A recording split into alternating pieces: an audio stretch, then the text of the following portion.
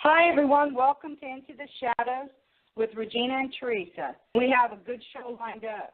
Darren Malar, and he is from Weird Darkness. He is the host of that show. Darren, hello, and welcome to Into the Shadows. Hey, thank you very much for having me on. I appreciate it. You forgot to also mention I am an ultra plus-sized male underwear model.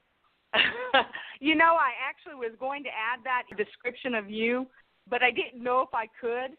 Well, obviously it's not true, but and trust me, if you've ever seen me, you'll know. Yes, it's obviously not true. So, anyway, I'm glad to be with you, ladies. No, we're glad to have you. For those in the audience that don't really know who you are, I'm going to give you this opportunity to go ahead and introduce yourself and tell everybody a little bit about you and how you became interested in telling paranormal stories in the way that you do, in the format you do on Weird Darkness. All right. Well, for those who don't already know who I am a professional voiceover artist. That's really my full-time job. So here in my studio, I actually have my home studio, which is really nice. I get to work all day in my pajamas. Don't hate me for that. But I voice commercials, and sometimes I do movie trailers. Not very often, nothing that you ever would have heard. A lot of independent stuff, but I do that. I do whiteboard videos for corporations. I PowerPoint presentations, and even though I enjoy what I do, it's kind of dry sometimes. Sometimes it's just very business-like. There's not a lot of creative in that. Well, I'm also an actor, and I used to be a comedian for a while. I used to be a singer and songwriter for a good portion of my life, and so I kind of lean towards the right brain. So when I'm doing all of this stuff in the studio, I get kind of bored with it. So I decided, well, I'm going to start doing some things just for myself, and that's when I created the things that people see on my podcasts and on YouTube, and one of those happens to be Weird Darkness, which is how you ladies found me.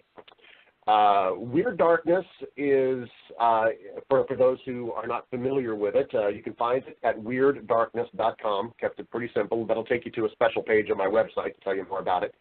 And you can get the podcasts, or you can also get the YouTube videos there at weirddarkness.com. But essentially, it's me as a storyteller, as a narrator, telling paranormal stories or unsolved mysteries. I just recently started doing creepypastas because people seem to really like those. But I found, when I first started, I wanted to just do anything and everything, but I found most of the stuff that I voice ends up being true stories. And some of it is really kind of creepy. We enjoyed what you did with ours. Would you like to talk about some of the other things that you do? Sure, I can, but I will admit Weird Darkness seems to be the thing that is really, that people are really gravitating towards. But the YouTube channel started some time back with me doing something called the Daily Dose of Weird News. I've been doing that for over a decade now. As a radio personality, I've just been constantly looking for news items and having funny jokes that maybe I'll throw in at the end of them, or coming up with sound effects or whatever, some stuff that you would hear on the radio. Well, now that I'm not on the radio anymore doing that type of show, I just couldn't help myself. I wanted to continue doing that. So I created a podcast called The Daily Dose of Weird News, and that's exactly what it sounds like. Every day I come out, every weekday I come out with a new podcast or a new episode talking about whatever's in the news with my own unique twist and thoughts to it. Well, after a while, I started looking at YouTube and thinking that's a pretty cool thing. So I started working it into a YouTube video series rather than just a podcast. And that was okay. It seemed to be somewhat popular. And then I was also doing stand-up comedy for about 10 years, and so I threw up a few of my stand-up comedy clips. And I had maybe 1,000 to 1,500 subscribers at that point, and that was really, really trying hard to get subscribers. Well, in October of last year, October 2015, so only a few months now, I launched Weird Darkness. Suddenly now I have almost 3,500 subscribers, I think, and it's just growing like gangbusters. I have authors who have come to me asking if I would maybe narrate some of their stories. In fact, I'll tell your listening audience, I have not told anybody else. This just came down today. But I am now talking with an author about the possibility of doing a serial on Weird Darkness, where you'll get a chapter of the book in each episode, and then until the entire book is done, and then it'll be available as an audiobook afterwards. So that'll be kind of fun as well. It'll actually be a long story. So along with the true stories that people send me, all the ghost stuff, the paranormal stuff, the demons, or whatever happens to be, we'll also have a horror story, fiction story, that we'll add at the end of each episode with a chapter each time. So I don't know if you're familiar with the old-time movies where you'd go to the movies and you'd watch 10 minutes of a serial, and then you'd have to come back the next week to the next movie to see that story continue. That's the sort of the concept for Weird Darkness that we're working on right now. So you're the first two people that I've told. I really like that concept, almost like a scary soap opera kind of thing. Have you ever had anything happen to you? It terrified you or scared you with the stories and made you kind of afraid? Actually, not much. 2 incidents in my entire life that I can 3 incidents that I can remember, only 2 of which I actually chalk up to possible paranormal, which is odd because I'm talking with people all the time doing this Weird Darkness show, and they're like you. Stuff happens to them constantly. And I'm wondering, is there something wrong with me that maybe I'm not clued into stuff like this? Then again, would I even want to be clued into stuff like this? I think I'm probably better off if I'm not. But I enjoy telling the stories. That's the thing. I've never really been a horror fan. I've never really enjoyed the movies or the horror TV shows. They just never scared me. But I love telling the stories. I love scaring people with what I tell. Well, that being said, I have had 2 incidents that have happened in my life. One happened many, many years ago when I first moved out here to the Chicagoland area. And it was in the middle of the night, and most people would probably call this a sleep paralysis event. But after experience, and I knew a little bit about the sleep paralysis thing at the time, and I've done some research since then after it happened to me. But I am convinced there is a paranormal aspect to sleep paralysis. I don't think it can be explained entirely just by science and by sleep studies. But I was in the middle of the night. I woke up and I knew beyond a shadow of a doubt that there was a dark presence in my room. I had never felt that kind of evil in my life. And I'm a born again Christian, and so I am tuned in. And I hope that I'm tuned in to that type of thing. I'm a bit more sensitive in my spirit as to what is right, what is wrong. And I'm telling you, I have never felt this before in my life. I couldn't move. I was so terrified. I couldn't scream for my wife. And only after praying in Jesus' name in my head, I couldn't do it out loud, obviously, but only after doing that did it finally cease. And I hear so many stories like that too. I've had people that have sent me stories about similar incidents, and it's only after they start praying or start talking to God or something along those lines that it ceases. And that's another aspect that convinces me it's a demonic type of situation. There's a paranormal aspect to it, that it's not just science. Otherwise, why would that particular aspect of it be so consistent in the stories that are sent to me? The other one that happened to me happened to me just last week. In fact, I included it in my latest episode. Well, not my latest episode, but a recent episode of Weird Darkness. And I guess, as I say in the story, I guess I should have expected this to eventually happen with me sort of opening myself up to all of this stuff and telling the stories. But it's one of those situations where I'm in bed. But at this point, I heard a knock on the window, a really loud knock, which is not uncommon for me. I've woken up with a loud knocking sound in the past, and I've always chalked it up to me just maybe something in my dreams waking me up and me kind of being confused as to where that sound came from. And it was only a single knock, no big deal.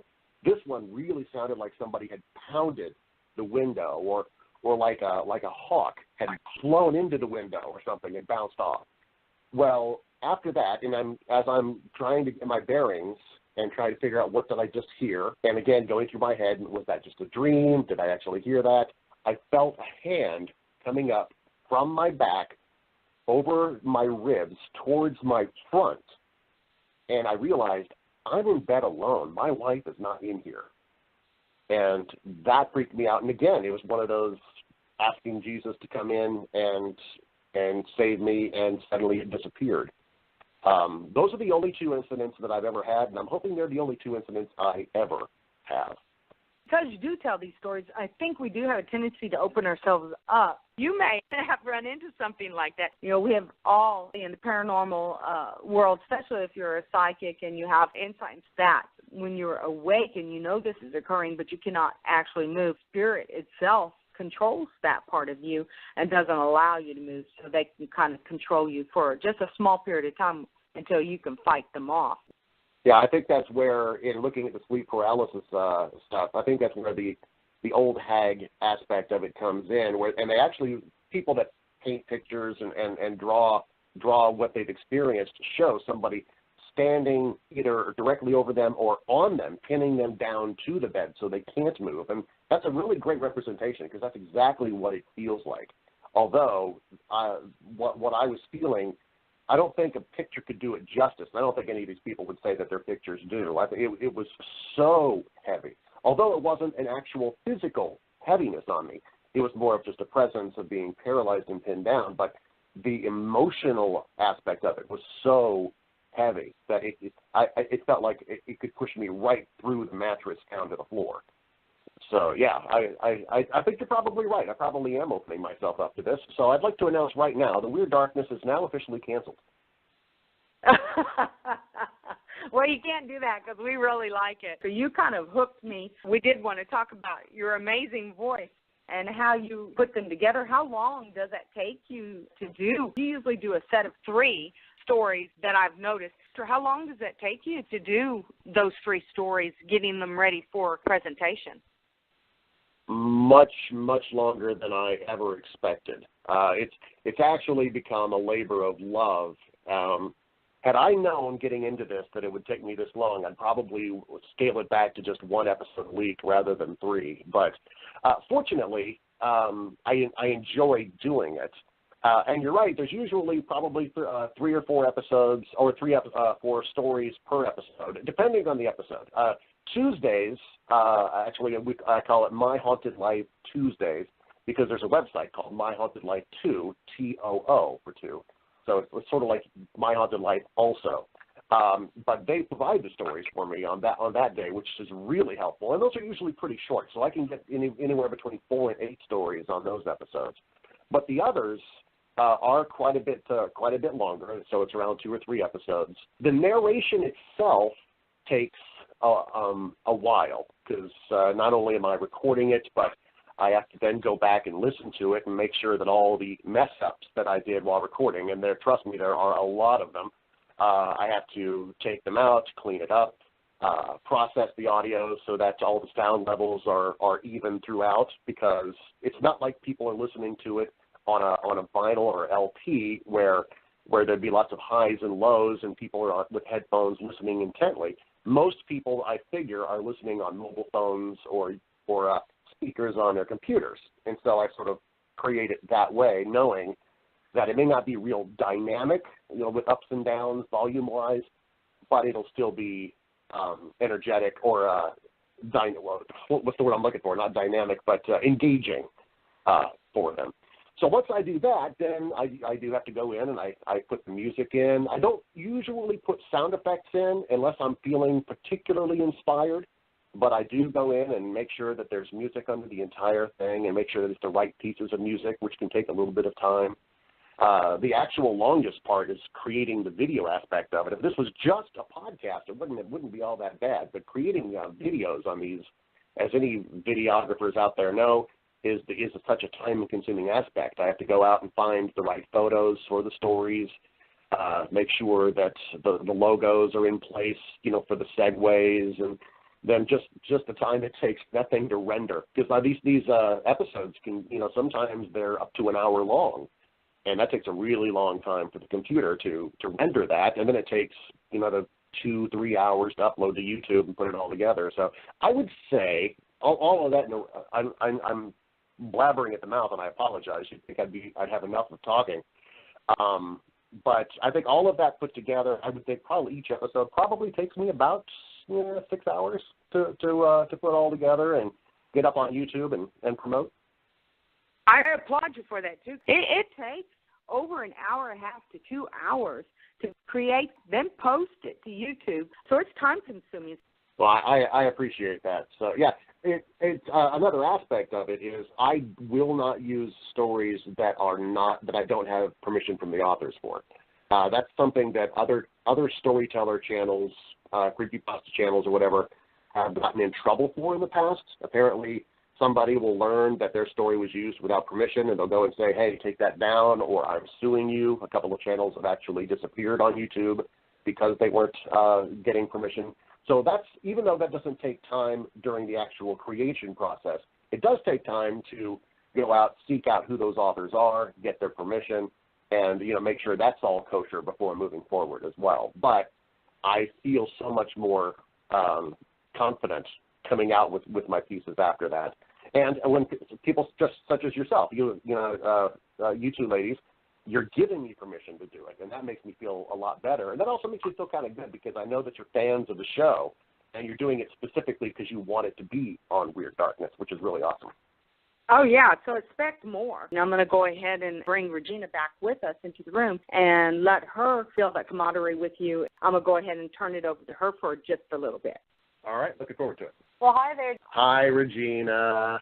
Nice to talk to you in person. I just wanted to thank you again for doing our stories. I didn't get to speak with you in person, but thank you for that. And I know a lot of our listeners and fans enjoyed hearing them on Weird Darkness. Well, thank you. I appreciate it. I'm looking. Apparently, Teresa says you have more stories coming my way. I'm looking forward to that. Well, things are constantly happening with us. So we, it's kind of, for us, it's ongoing. We could probably write a story, a couple times a week and get them out there. But I tell you, So we could have a special Weird Darkness episode just for you and Teresa every week. Yeah, you probably could. You probably could. Our stuff goes back to childhood, so we have many, many, many stories. But wow. But anyways, I tell you, I was going to go a different route with some questions for you, but I'm going to be a little controversial and ask you some questions about something you brought up earlier, and that is the fact that you're a born-again Christian, and I kind of want to get your take on the paranormal and how that affects that side of you. The Christianity part. There's so much controversy with people in the paranormal. Is it right or is it not right? That type of thing. And what do you think about that? I agree with them, which I know is an interesting thing for me to say. I think it's something you don't want to play with, but there is a line that I draw. I will tell the stories. I will share others' experiences. I will not, by any means, dive into them myself. I've actually been invited on ghost hunts in the past, especially because I'm a born-again Christian. People thought, well, then maybe you can bless this holy water for us, or, you can pray protection over us when we're there.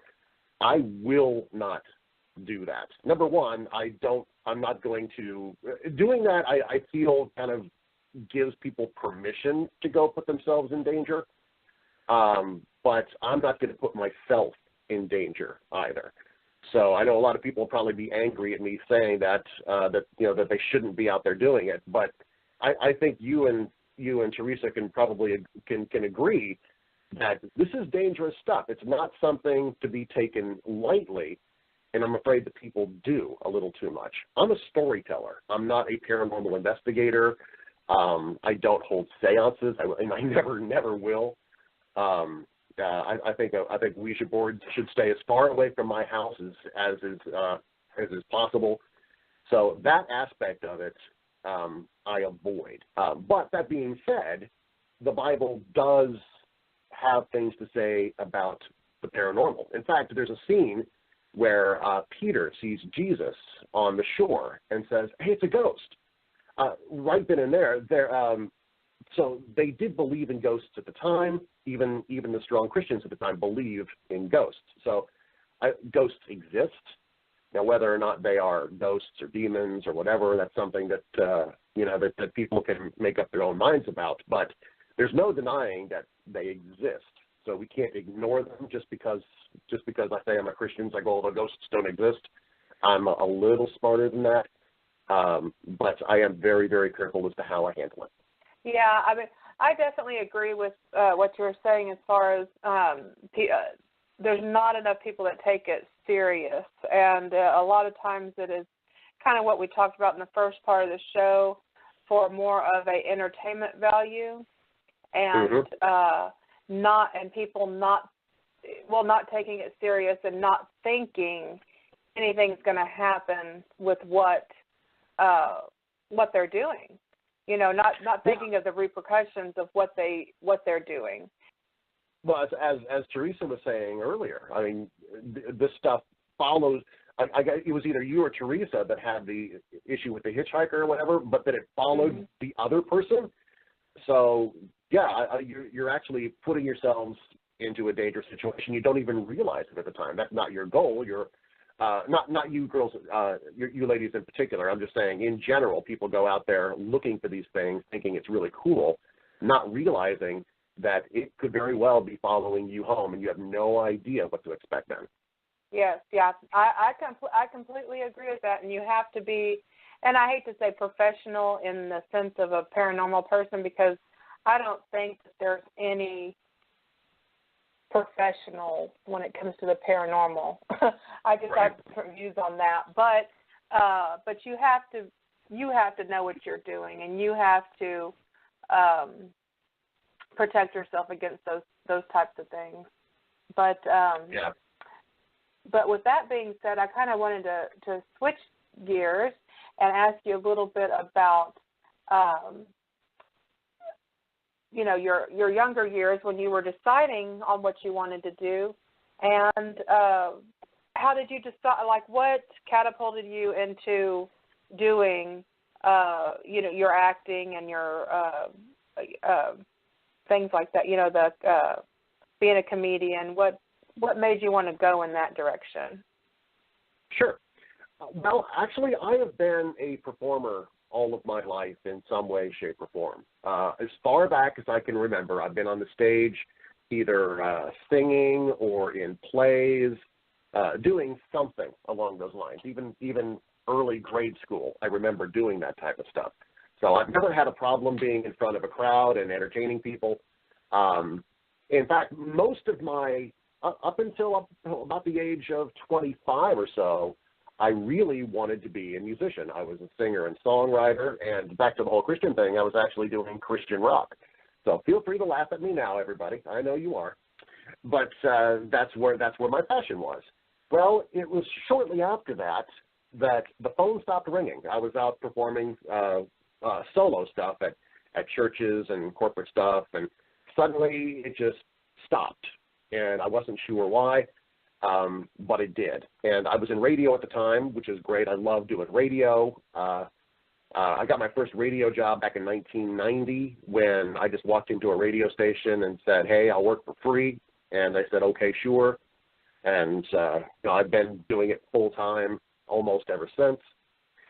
But when the music thing stopped, concentrating more on voice work, and I kind of destroyed my voice as well. I was singing the wrong stuff, and it's kind of interesting because I no longer do music, and kind of destroyed my voice in singing inappropriately. it lowered the register of my voice, and now I'm actually making more money than I probably ever would have with singing, just by doing the voice work. But I've been an actor all my life, so it was pretty easy for me to do some voice acting stuff as I was working at the radio station, talking with people online that do their own audio theater stuff. I started with that. Working at a radio station, I don't know, do you care about the stand-up comedy? I love comedy. I would love, okay. All right. Okay, well, yeah. Well, the stand-up comedy came about as sort of as an afterthought. I was working at a radio station, and we were doing an on-location broadcast, and none of the equipment was working. And I found myself with 30 or 40 of my fans, listeners of the radio station in front of me, and I had nothing to do for them because the equipment wasn't working, so we weren't able to broadcast live, and so people weren't able to see me doing my thing. So I just started telling them stories from my life, and I don't even remember what stories they were, but it was just anything to let these people know that, yes, they were appreciated and that I knew they were there. I didn't want to ignore them. Well, I told myself I would never be in that situation ever again. So that's when I started memorizing routines and trying to do stand-up comedy, and then it sort of took off from there, and I actually did stand-up comedy instead of radio for a while. It was a lot of fun, and I sort of lost the passion on that, so I actually stepped away from comedy and quote-unquote retired a few months ago, but it'd be really easy for me to pick up because now I kind of find myself missing it. But stand-up comedy was a lot of fun, and again, it was just being on stage and entertaining people. That seems to be what I'm wired to do, to entertain in some way, shape, or form. And now that happens to be not on stage, but I am still entertaining by doing the Daily Dose of Weird News, the Weird Darkness. I also write comedy material for radio stations around the nation.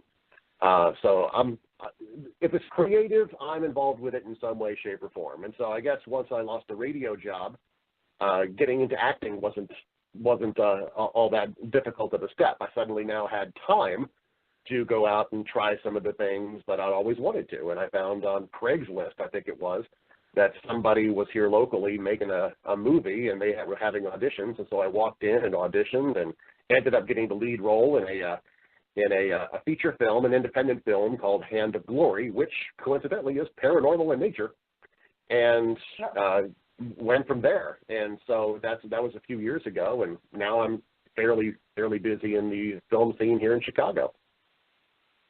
Wow, where can people find that if they want to view that? The Hand of Glory. I don't. Let me look real quick to see if it's even available. I don't think it hasn't been available for sale yet, as far as I know. It was on YouTube for a short while as a web series, and I don't see it online either. I'll tell you what, I'm going to have to look for that and talk to the director and see if it's out there somewhere, and let you girls know. Maybe I'll put it up on my website so people can find it later on. Yeah, that's perfect. And we'll when we get that information, we will announce it on our show. Yeah. So people can see that. I don't know if you're familiar with what a Hand of Glory is, but yeah, it was great fun. It's on IMDb. So I know we're out there somewhere. Hand of Glory from 2012, IMDb. But yeah, I don't know where the actual movie is. So we'll have to track that down somewhere. We need to make sure that gets taken care of. Somebody needs to be able to that'd see be interesting. That. Well, and one of the last things I wanted to ask you is what would you say is the one thing that you just enjoy doing the most out of all of these, out of all these different traits that you have? What would you say is the one thing that is like your go-to thing? You mean aside from sitting down and eating dinner and watching Netflix with my bride? That sounds delightful. Well, if you know my wife, then you know it definitely is delightful. But of all the things that I do, You know, I got to say, sounds really cheesy. I got to say, I really enjoy voicing movie trailers, even though it doesn't happen all that often. But whenever somebody sends me a script, I get to say, in a world where one man, you know, when I get to do that, it is just so much stinking fun. And I'll let you know a little secret that most people don't know. When I'm voicing something, if it's a voice trailer or a movie trailer, I always warm up by saying, in a world, in a world, in a world, in order to get into character. Well, you should. I love that. That's so funny. You should video yourself doing that. Do like a little a little spoof of you doing that over and over. You know what? I will do that. I'll do that for you. I'll put it on my YouTube channel sometime this week. I'll do it for you. Sounds good. Well, I sure enjoyed talking with you, and I may talk to you a little bit later, but I'm going to get Teresa to come back on because I think she has a few more questions for you. When you were talking about the Hand of Glory and you asked if we knew what that was, I have no idea what that is. Can you tell me a little bit? Oh, really? Yeah. A Hand of Glory is, the version that we used for the film is the hand, it's the cut off hand of a murderer who was hanged, and it's dried and made into a kind of candle, and you can use that in order to unlock doors, make people fall asleep so you can get into their houses without them knowing. And in our movie, Joseph, which was the character I played, uses a Hand of Glory in order to essentially, he's stalking a woman. He's in love with her. She has no idea that he exists. And so he's using this in order to kind of find out more about her and try to win her. And it backfires horribly. But that's sort of the premise. If you do a quick, like a Wikipedia search on Hand of Glory, you'd be able to see what it is. But in our version, it's a hanged man who was a murderer, and the hand was cut off and dried and used as a candle type of thing. Really creepy. In fact, you can see a picture on TV of the actual hand. Yeah, that is really creepy. Wow, okay. I do know stories from the past. For example, like my dad talked about Vietnam. When people did things like rob people and stuff like that, they would cut their hands off and put them above their doorways as a reminder. So you're actually playing a stalker? I hate to say that because actually I kind of like the character. I think the character is sort of a nice guy. But if you've ever been that person where you had affection for somebody but they weren't returning that affection, and you just really wanted them to notice you. You wanted them to just to know your name and just to spend time with you. That's kind of the person that Joseph is. And so he sort of uses this as a way to get in and meet this girl that he's infatuated with, and it works for a while. So if it works, I don't know. Are you still a stalker if she invites you into her apartment? I don't know. That might be debatable. I don't know. It's kind of hard to tell you too much without giving away the plot. But then again, the movie's not available, so I don't know if it matters if I give away the plot. So I don't know what the rules are on this, and I'm afraid that our director Stu is going to end up hearing this broadcast and come over and slice my wrists if he hears we give away too much info. Well, he might make you go back into modeling. Yeah, there's not a lot of money in that. Again, probably because of my body shape. But then again, Sports Illustrated, one of the girls on Sports Illustrated's swimsuit issue is size 16 now. So apparently, the larger people that are actually built like normal people are becoming attractive again. So there might be a shot for me. I might be 360 pounds, but underwear model may not be all that far-fetched anymore. There you go. That's the truth. Well, look at some of the people that are getting real popular, like Rebel and Melissa McCarty. Melissa is a hero for all of us overweight folks. Well, I love her. I love Rebel, too. I don't know if you know who Rebel is from Pitch 1 and 2. But I am a John Goodman fan. I also like, he's no longer around, but John Candy, John Belushi, those guys. Did you see that newest movie with John? You know, he lost 100 pounds recently. I know, and I am so angry at him for that because now he looks somewhat normal. I liked him when he was big and fat, and I could feel good about myself. Now, suddenly, he's raising the bar, and now I have to lose weight, too. Fallen really kind of creeped me out. He did such an amazing job on that. He can be so funny and also so dramatic at the same time. A lot of comedians are that way. Tom Hanks can do the same thing.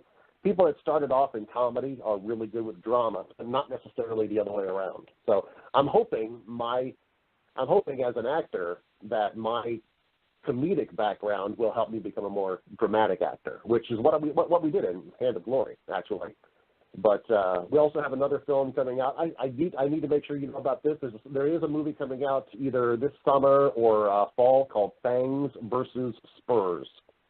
And I play a town drunk in an old western town where vampires invade the Old West.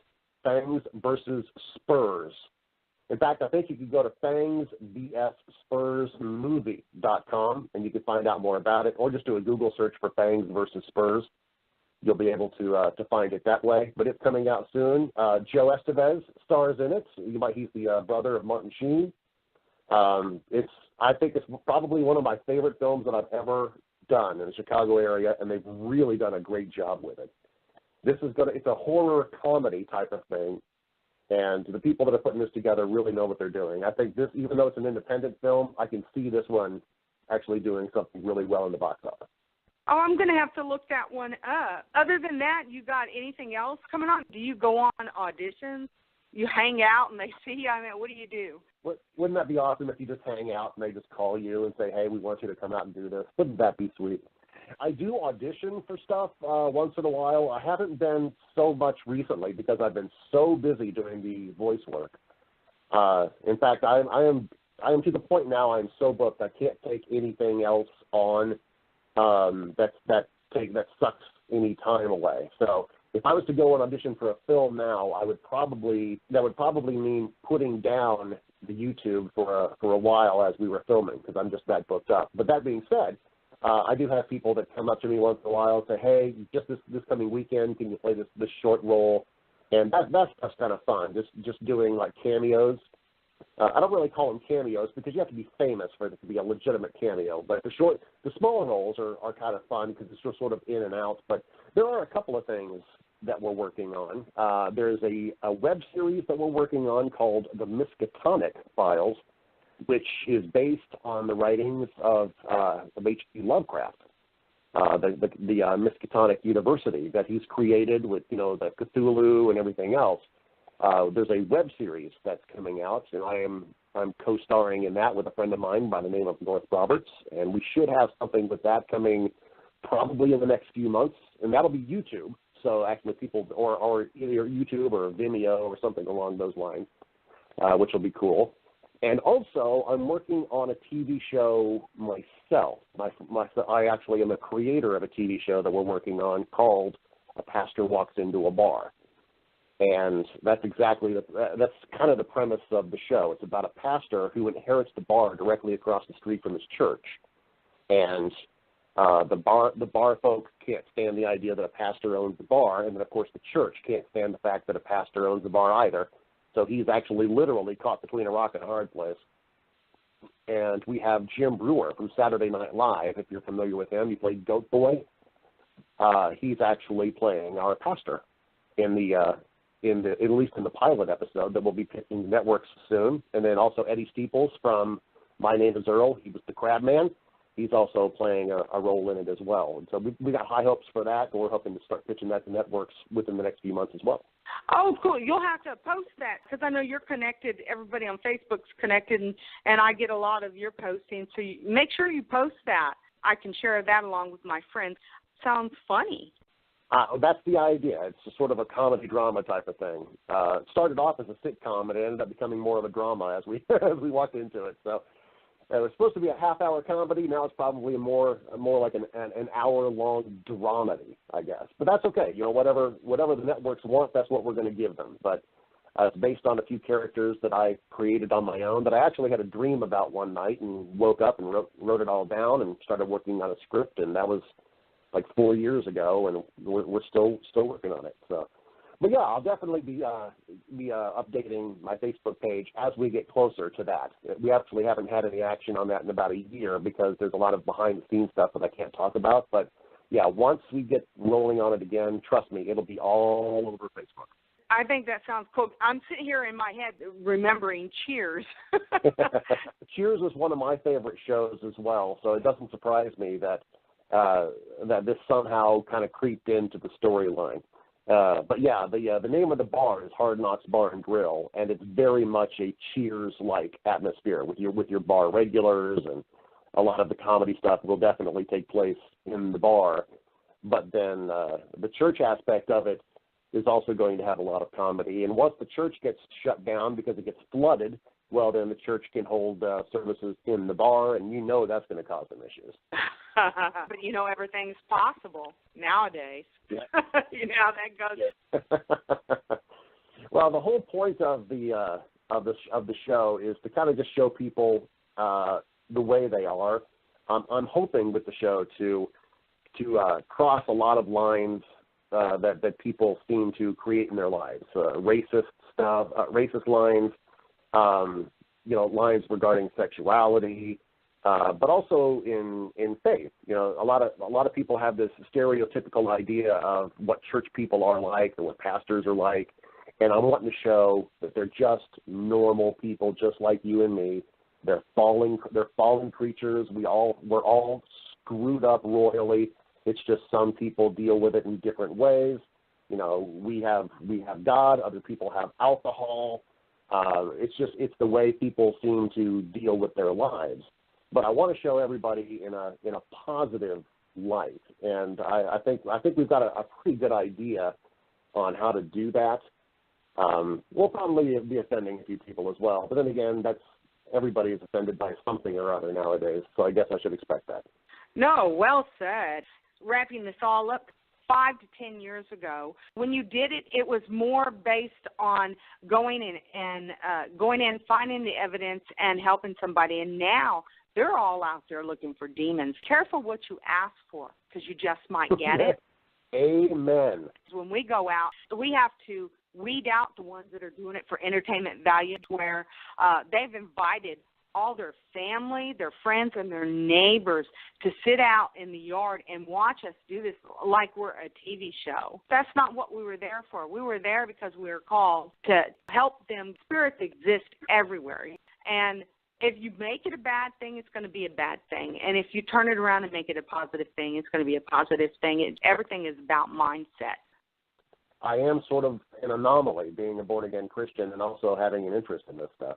And you can do both, but then you also have to be careful. You know, when you're talking about those things happening to you, you've opened yourself up too, so you also have to make sure that your faith is strong and that you kind of keep in your mind that you do have to say, okay, hey, I need my faith in God now to help me make sure that I haven't opened the door to something I shouldn't open the door to. And if I did, he can help me push them back out the door and close it. I definitely need to stay plugged in with prayer and reading the Bible. That's certainly true. I wanted to thank you very much for being my guest, and I appreciate you getting back with me and saying that you would. And I'm hoping that you would like to do it again. Oh, absolutely. This has been a lot of fun. I wasn't exactly sure what to expect, but it's been a great conversation. Thank you from me too for being on the show tonight. It's really been a good conversation. But I want you to tell everybody where they can find you and for all your different ventures. Okay. Well, I appreciate that. Thank you.